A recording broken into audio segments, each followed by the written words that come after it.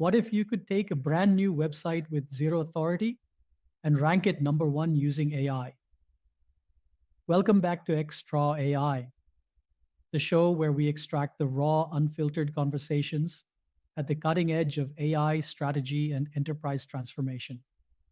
I'm your host, Raghu Banda. And before we dive in, a quick heads up. Some parts of today's episode are a bit experimental. We recorded the opening segment in gallery mode, giving you a behind the scenes glimpse into how we set up our recordings, manage our post edits, and build this podcast from the ground up. We left that raw footage in for you, the audience, before switching into our usual speaker mode. If you enjoy that little peek into the process, let us know in the comments. We'd love to experiment more if it adds value. Now, on to today's guest, and trust me, you're in for a treat. And joining us is someone who has mastered that world, Julian Goldie, global AI and SEO strategist, founder, community builder, and the mind behind some of the fastest growing AI-powered SEO playbooks on the internet. If you've ever wondered, can AI actually outperform traditional SEO workflows? What really moves rankings today and what destroys trust? How do you scale traffic, links, and content without bloating your team or burning out? Then stay tuned. Let's jump in.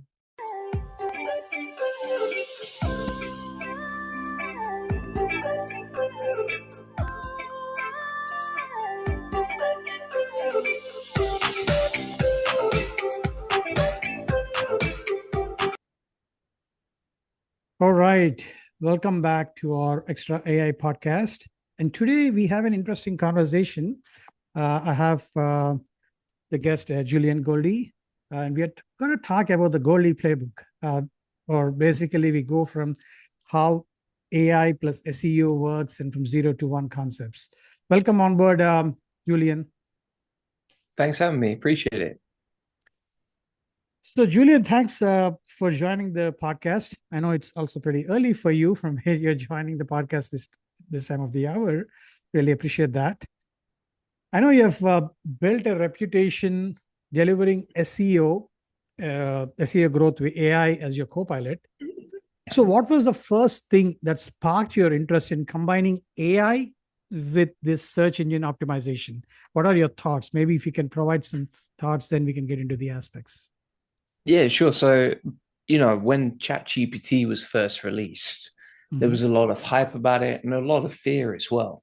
And one of the things at the time, I run an SEO agency. And so a lot of people were saying Google's about to die.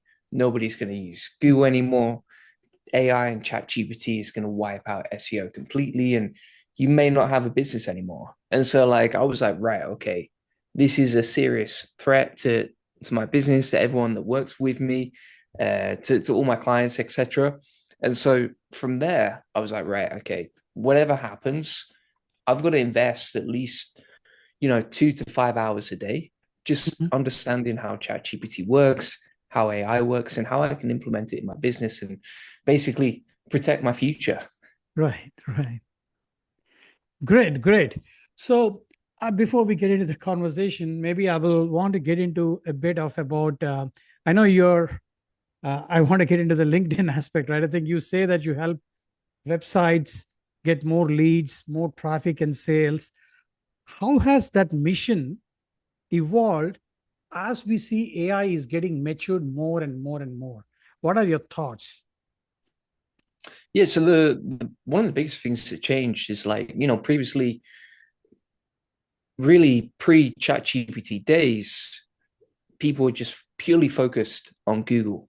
Google was really the only platform that people really cared about when it came to search.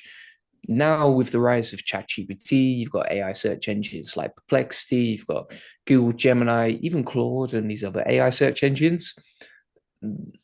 Everyone's thinking in terms of multiple AI search engines. I don't think that Google is the only one people care about. And the other thing as well is that on the other side, when it comes to getting more leads, more traffic, more sales, etc., it's not just about SEO anymore. It's about, okay, well, how can we use AI to accelerate our marketing? Because instead of just creating SEO content, it's 10 times easier to create content across multiple different platforms, to create more video content as well. And then you can 5 to 10x your traffic because you're ranking across multiple platforms and not just focus on SEO. Got it. So this is where so many people think that SEO is all about content and links, right? But you're trying to apply AI in very unexpected spots. What's that one area most people overlook? I would like to attend this. I would like to briefly discuss about this question before we get into our real conversation. Yeah, so when it comes to SEO, I think that everyone looks at like keywords, content, backlinks, etc. That's like traditional. But one of the other things that most people don't think about is creating video content. And video content is not traditionally seen as SEO, but the difference is, like, if I create a YouTube video on a new AI topic, for example, I have a AI YouTube channel where I talk about all these different topics. Quite often that content will rank on Google and other AI search engines within hours. It will rank, and it will rank across multiple different platforms. Like it'll rank inside Perplexity, it'll rank directly on Google, and it's a very, very fast and easy way to rank that most people don't even think about when it comes to SEO. Most people are focused on blog content. Got it. I think I like the aspects of where you're coming in from. Let's now, I want to understand a bit more about how are we building AI infused with these SEO engines, right? So let's get into this topic about. I know you often talk about branding new websites with 0 DA ranking within 30 days. What's that AI-backed workflow you pretty much lean on when you start from scratch? Maybe could you provide some thoughts about that? Yeah, so the first thing I'm going to look at before I even create the website, if I'm starting a new project, is, are there opportunities to rank? So are there some easy keywords to go for? So for example, let's say I'm doing keyword research and I'm trying to find low competition keywords. Okay, can I find like 25 to 50 different keywords I can easily rank with? So that's the first place that I look at. Typically what I'll do, so I'll just see, okay, are there enough opportunities? Can I actually rank a DR0 in this niche? Once that's been confirmed, then it's very easy to just take that keyword research that you've done, plug it into an SEO writing tool. I mean, for me, I actually don't really use AI SEO tools anymore. I'll just go straight to something like Claude. And Claude can quickly create the content for each of those keywords that we've created, create the website. And usually when when I'm starting a new domain rating 0 website, I am going to put the keyword inside the main domain. So like exact match domain. So for example, let's say you have a website about bird cages. You might just go for an exact match domain like bestbirdcages.com. And then from there, it's just a case of like, okay, let's create a lot of content around the keywords that we're targeting, and let's get some backlinks in. And sometimes you can rank within 30 days, within a week, etc. The other thing that I like to do as well, this is another approach to new websites, is these AI tools that can code, that can build websites. They're very good at creating like calculator style tools. And so, for example, if you find a long tail keyword, you can create one tool for one website, and because it's exact match domain, it can rank very quickly. As an example of that, there was one website I created, like Enterprise SEO ROI Calculator. That was a long tail keyword, right? Easy to rank for. Literally within 24 hours of creating that website, it was ranking #1 on Google for that particular keyword.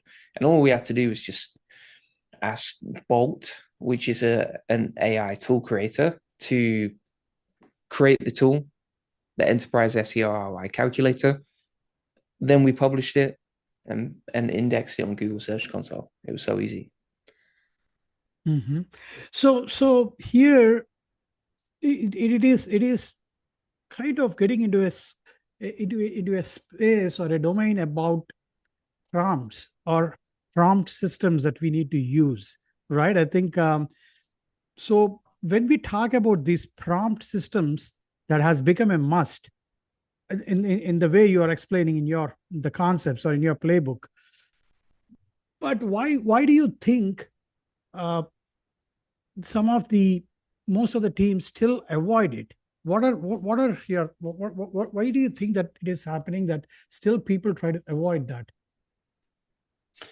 Yeah, so when it comes to prompting, I think most people just haven't trained their brain yet on how to create the right prompts, and also how to sort of compensate for the mistakes that most AI tools make, right? So for example, the difference between like an amazing article and a terrible article created with AI is typically the prompt. And so like if you know, okay, right, number one, AI hallucinates a lot. So make sure that you tell it to state the facts and only tell the truth.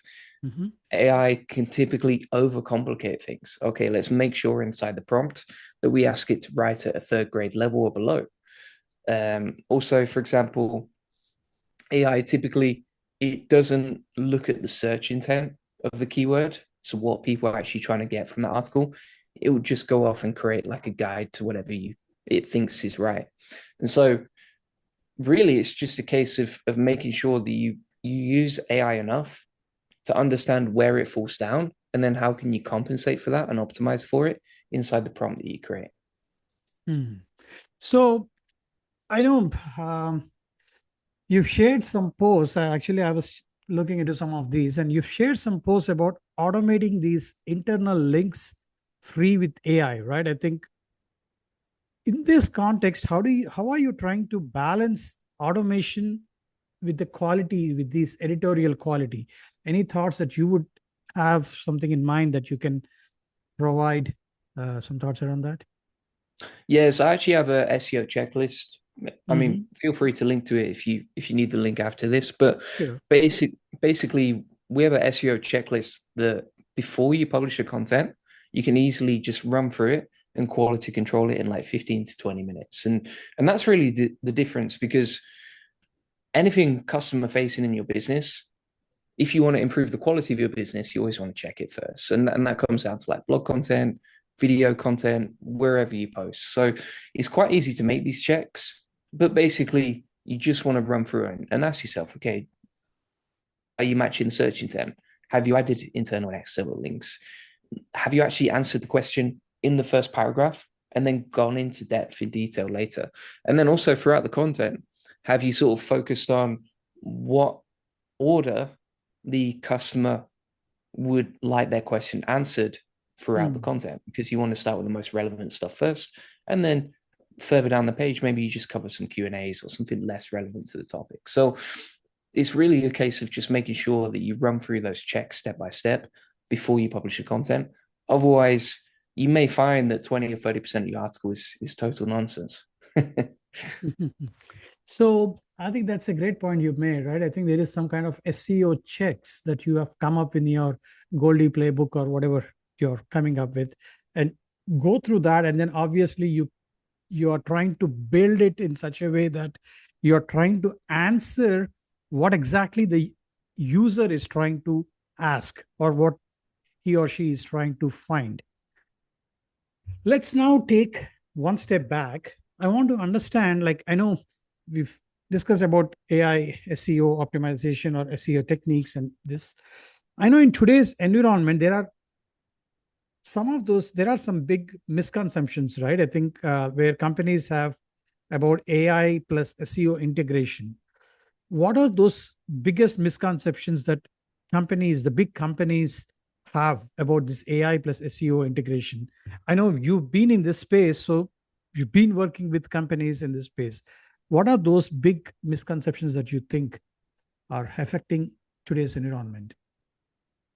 Yeah, so I think on both sides of the spectrum, right? So on the extreme lazy side, some people think that they can just like click a button with AI, create loads of content, and then publish it. And it's really not the case, because like we were talking about, you want to make sure that you quality control your content and check it before you publish it.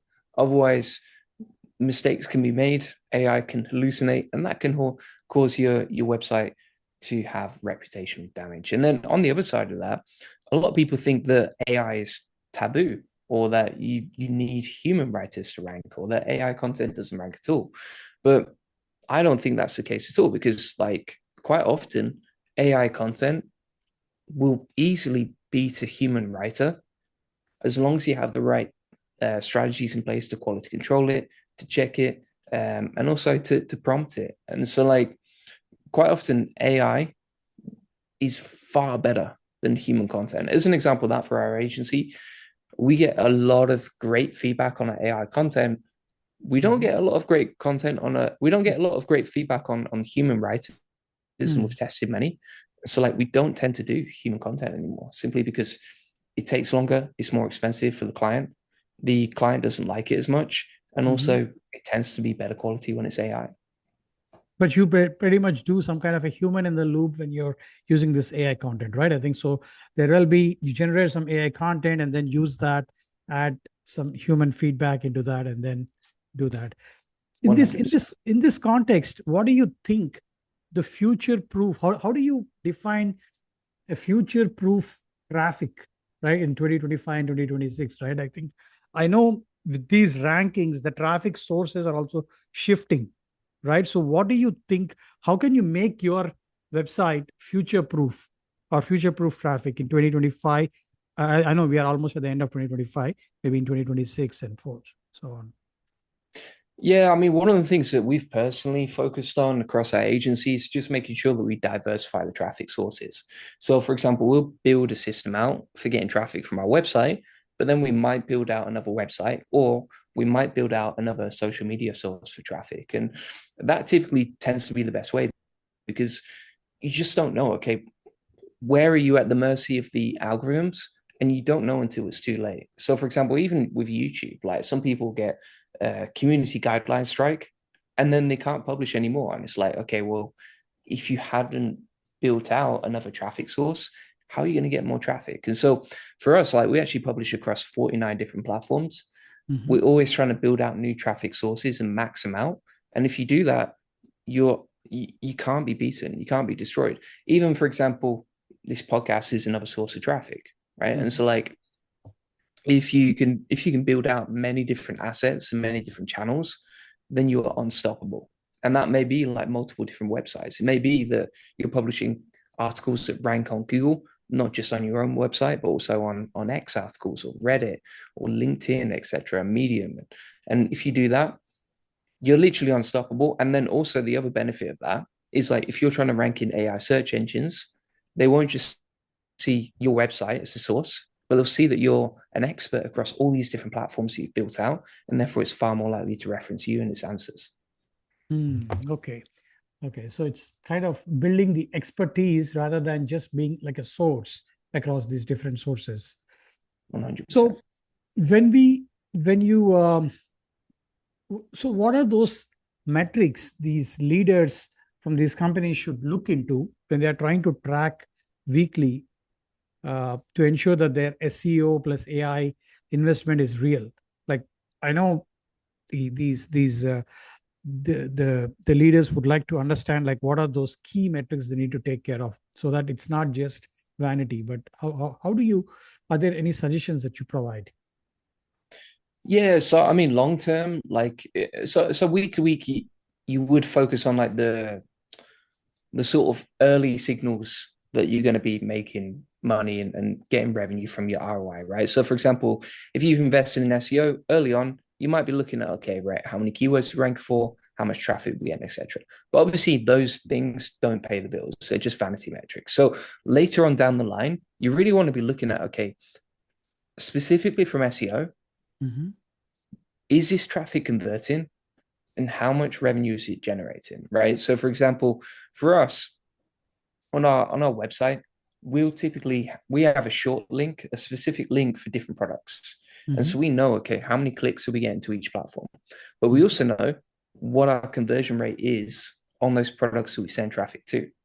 And so we know, for example, okay, if we're getting, let's say, 100 clicks a day on this particular link, that's a short link for this product, and we have a 2% conversion rate, okay, that's making us about $1,000 in new customers per day and per source.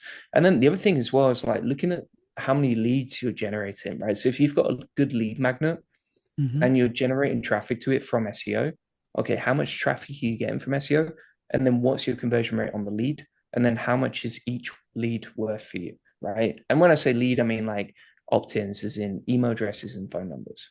So I know, for example, right, okay, we have a 20% upsell rate, which means that if 5 people join our free group, 1 person will buy, and I know the LTV of each customer, which means that I can easily track the ROI from SEO. Okay, so that is a fair way of understanding how your leads are getting converted and what percentage of your leads are getting converted and how you can track. I believe you also offer a free guide, right? I think about the 15 plus the link building tutorials on LinkedIn. How has this role of link building changed with AI in the mix? So any thoughts that you would like to talk about? Yeah, so number one, like when it's so easy to create content and you can just click a button and create as many articles as you want to, one of the biggest differentiating factors is backlinks, because it's still very hard to get backlinks. It's either time consuming or expensive or both, which means that, 99% of your competitors are still not building backlinks, which is an opportunity for you to differentiate yourself and to outrank them. So because it's still so painful to build backlinks and because so many people still struggle with it, it's your opportunity to actually rank and outrank your competitors. For the sake of our audience, could you explain backlinks when you said, I think, yeah. Yeah, so backlinks are kind of like votes to say that your content is good. So each time you get a backlink, which is just the clickable text from one website to another, for example, if you click here, and then it takes you to a different website, that's a backlink. And these signal your authority to Google. So Google's like, right, okay, well, this website has 5 links, this website has 10 links, all other things being equal, we're going to rank the website that has 10 links. And the more backlinks you get, aka votes, the more likely you are to rank on Google, as long as these are natural, so they're not like spammy, and also as long as they're relevant. So for example, if you're a plumber and you get backlinks from another plumber, great. If you're a dentist and you're getting backlinks from a plumber in India, doesn't quite make sense. They're not going to be as powerful. So that's the way that you can look at it. It's like these are signals of authority, and Google's like a voting system. Beautiful. I like the way you've explained and how you've put this together so that it validates the sources that it is coming in from, and then a peer-to-peer kind of a backlink, which will give you more validity so that you know that it can be ranked, and in that way it will be ranked better compared to the other websites. And then of course that's very well. Let's now get into something like maybe I would like to get a bit more into the playbook and the solution aspect. Maybe let's walk through one of your full AI SEO pipelines from data input to output. What are the key phases and what are the human checkpoints? Maybe if you can, for the sake of confidentiality purposes, we don't need to talk about the customers and the consumers' names, but you can explain the concepts, and maybe if you can take an example and go, what are the key phases and what are the human checkpoints, that will be helpful. 100%. So typically I break down the strategy of ranking a website into 3 stages: keywords, content, and backlinks. Now, there's a million different, there's literally like 200 different ranking factors when it comes to SEO. Not all of them matter and not all of them have the same impact. So I would just focus on keywords, content, and backlinks because that's the 20% of work that gets 80% of the results. So when it comes to keywords, okay, how are you going to rank? Well, you basically want to find things people are searching into Google that would help generate leads or sales to your business.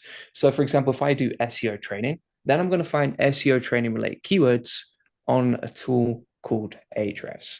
And Ahrefs is a tool where I can easily just type in my niche. So for example, like SEO training.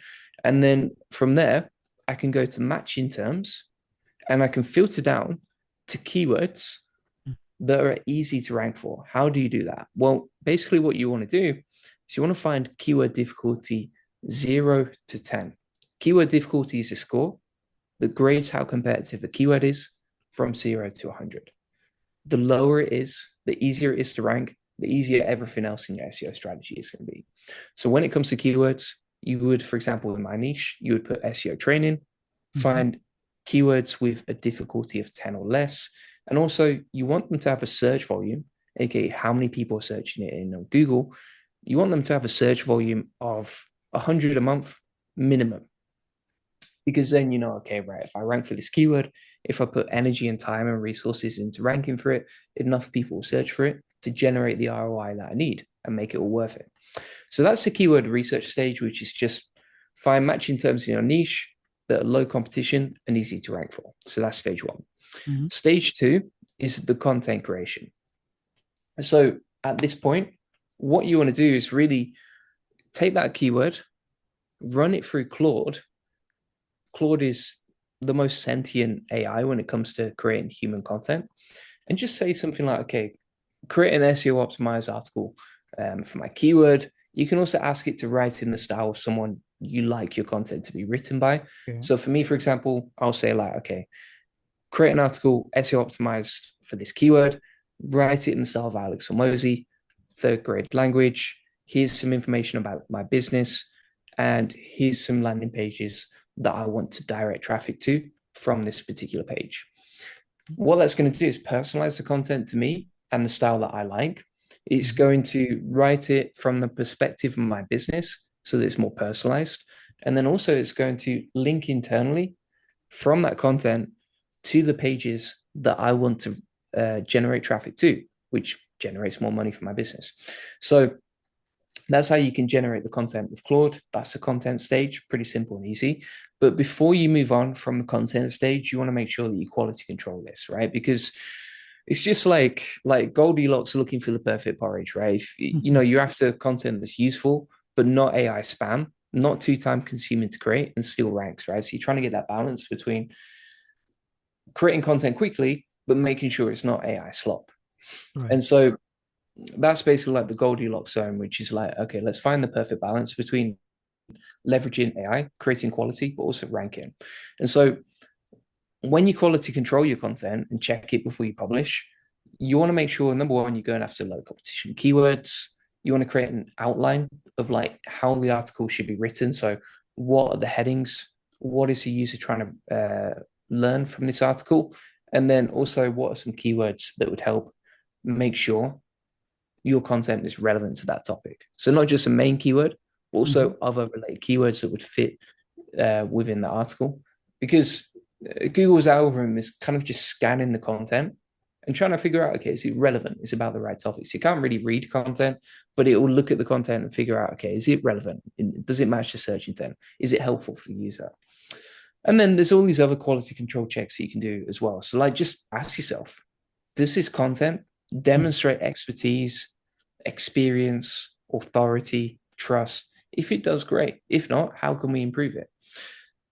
You also want to run it through a grammar checker and format it really nicely so that literally when you scan through the page, it's easy to read. There's no like big blocks of text. It's not written in a way that's complicated or difficult for the human brain to read through quickly. And just add all these different checks before you publish so that your content isn't AI slop, and also that it's as readable and scannable and easy to understand as possible. So that's stage two, which is content. The final stage, and this takes a bit longer. The stage 1 and 2 you can do in like maybe 30 minutes if you've practiced it before. Stage 3 is a bit longer, which is link building. So getting those votes from other websites to say that your content is good. Now, how do you do that? Here's what we do. We literally figure out, okay, who's linked to our competitors, and then we'll reach out to them via email and just say, hey, you linked to our competitor about this topic. Maybe you want to link to us too. how can we make this win-win as well, so that if you do this, you win, we all win together. And then basically, you might reach out to 100 websites, 1 or 2 say yes, you generate the backlinks, and there you go. It's the same as, like, for example, landing a podcast. It's like you might reach out to 10 people, 8 people don't reply or say no, 2 people say yes. Okay, boom, we've got the podcast. So that's the 3 stages: keywords, low competition; content, quality control it and generate it with Claude; and then stage 3, build backlinks by reaching out to other websites and saying, hey, would you link to us? Beautiful, beautiful. I think you laid it out very well. I think starting with how keywords to content to the backlinks. I think I like the way when you've explained about how you're tying it up all together, because the final stage with backlinks is that this is where how you work with the competitions, with the co-opetition, or all kinds of things, and how you can make this work so that it is really validated not only within the humans when you're building the content, but also how you're verifying it and then connecting with the other competitors or other partners and vendors. Let's now get into a bit of, I know you also speak about building flywheels for content and traffic, right? So how can a particular brand, I know there are different kinds of brands. I think big companies, I think they don't need to worry, but a small company or a small and medium firm, I think they're trying to build a brand. How can a brand design a flywheel that doesn't just spin, but also accelerates, right? I know, but it is easier said than done. But any thoughts about how to go about it? From everything that I've tested, one of the easiest ways is to get affiliates, right? So if you have a product that you can easily generate an affiliate program for, then you can easily create something that grows without you. So, for example, I'll give you a recent example. We started the AI Profit Boardroom community on school.com. And so you can literally, as soon as someone signs up, they can grab an affiliate link, right? And an affiliate link, if someone's not aware, basically, someone can get their affiliate link, drive traffic to it. If they drive traffic to it and someone buys a product, we make money, they make money, they're encouraged to promote it, right? And so if you train literally just every day for a month, if you train that community of affiliates, and usually you just want to focus on your existing customers, train them each day for a month on how to create content and how to get sales and generate traffic to that particular page. We've done this and tested it recently. And basically what happens is your affiliates are basically working for you for free. They just get a commission every time they create content and generate traffic in a sale. And what they'll do is they'll find new ways to generate more content at scale that drives traffic to your resources. And the cool thing about this is that they may be using like YouTube videos, they might be using SEO, etc. And it just grows and it grows and it grows and it grows. And as soon as one affiliate starts getting traffic and money, you lay that out as an example. You explain to the community how they did it, and then you replicate, and then all your other affiliates replicate and copy the same thing. And so this becomes a flywheel because your affiliates drive traffic and make money. That grows your business and grows the amount of content you have about your brand. And then when your affiliates start making money and generating sales, well, then other affiliates join the program because they see that and want to replicate it, which means that you grow more and more and more and more, and you're stacking more and more affiliates until you basically have an army of people who share content about you, promote you, but it's not costing you any extra because you're only paying on a commission basis only.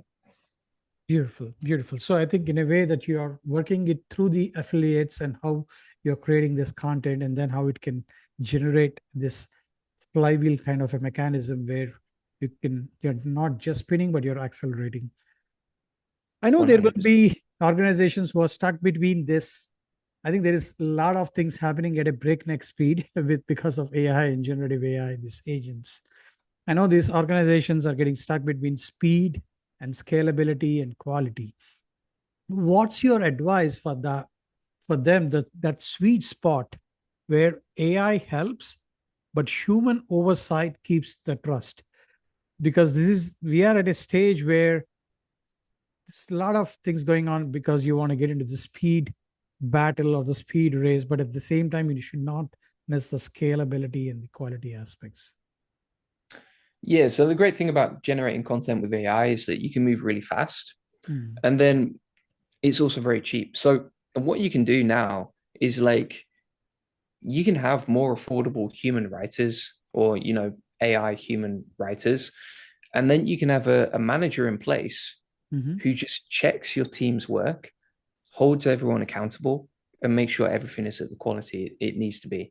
And also, before any of your people working for you generate content, make sure it's in draft before you publish. And so like basically the workflow would be that maybe you have like 3 to 5 different people in the team generating content, and it's very affordable. You can, even if you don't have your own internal team, you can hire a team off Upwork and their virtual assistants that generate content daily.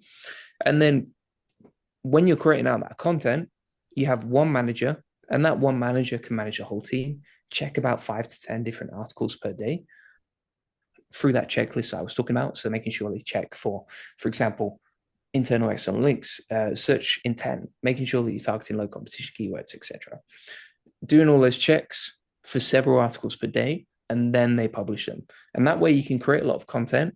You can easily scale the content, but you do it in a way where it's all checked by a human and approved before it's published. And also every human writer is held accountable before they publish their AI content.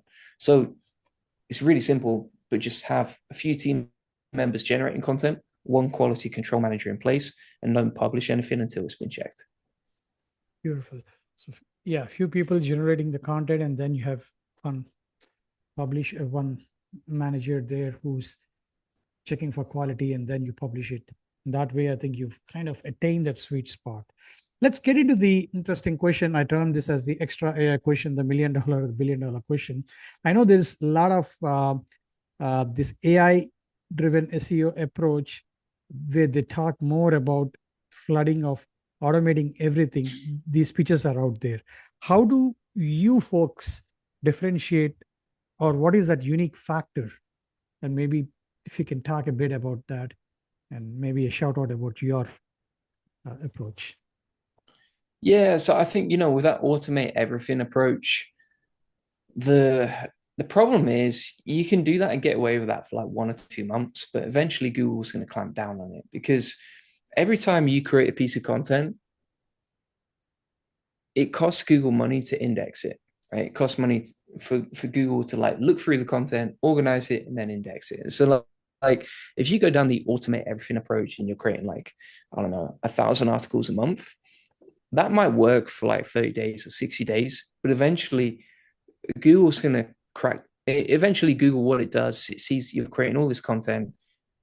It's mostly AI fluff. It's not been quality controlled, because you can't if you're automating everything.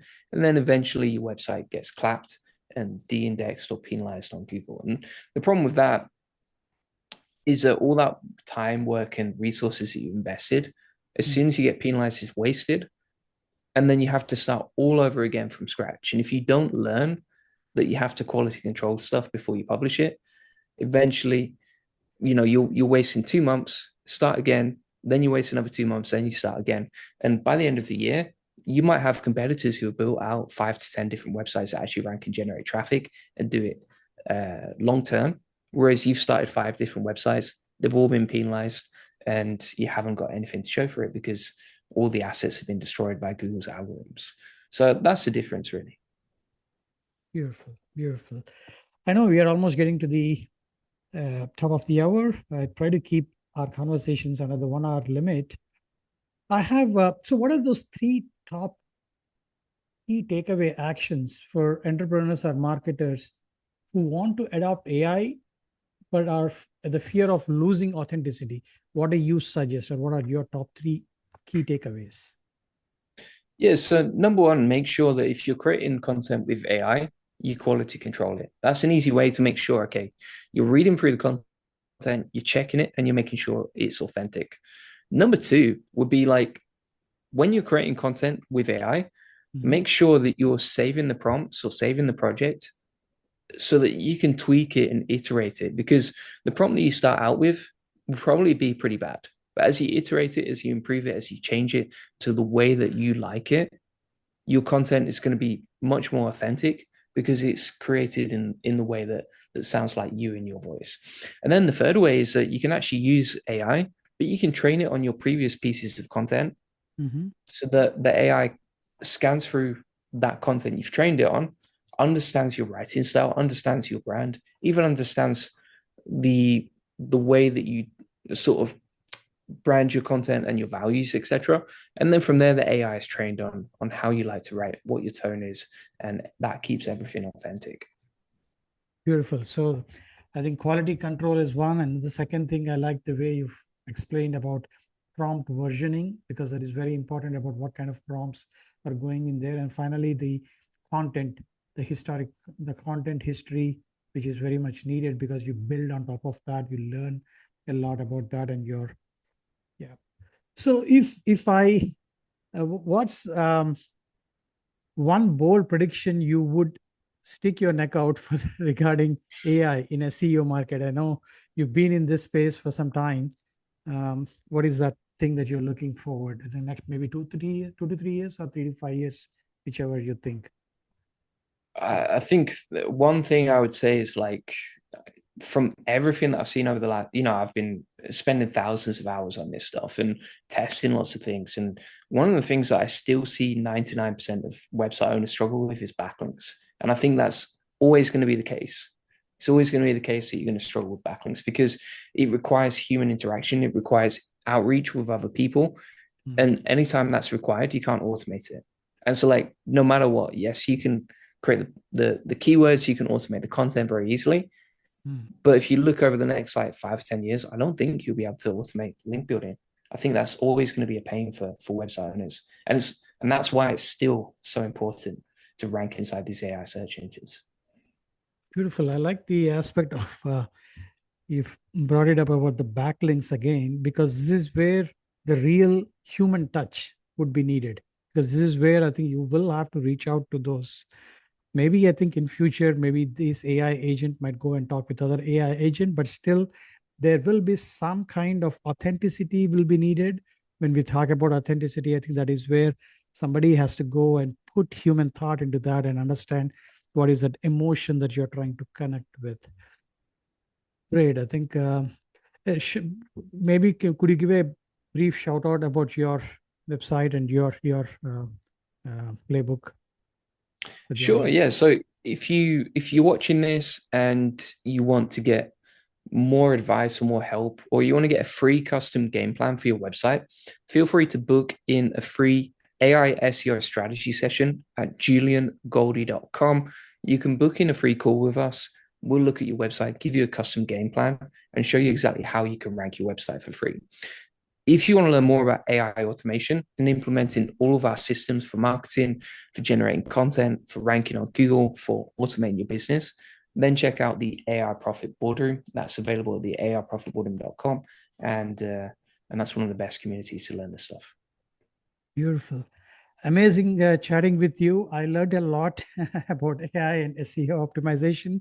I know this subject is very, very tough. I think it's, I would say there's a lot of competition out there and a lot of things going on in this fast-pacing space, but I learned a lot in this. Thanks for your time. Thanks so much. Great questions.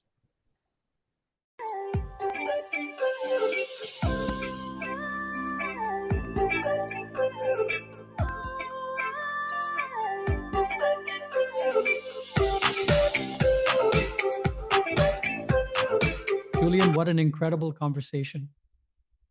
Thank you for breaking down not just the tactics, but the systems behind building authority, trust, and revenue with AI at the center. To everyone listening, if you're ready to move beyond random acts of content and start building repeatable AI-powered growth engines, you'll definitely want to check out Julian's work. His tutorials, his communities, and his frameworks are packed with serious value. This is XTraw AI, where we continue extracting the raw AI shaping enterprises, creators, and the future of digital business. Stay curious, stay experimental, and stay ahead. Until next time, keep predicting the future with AI technologies.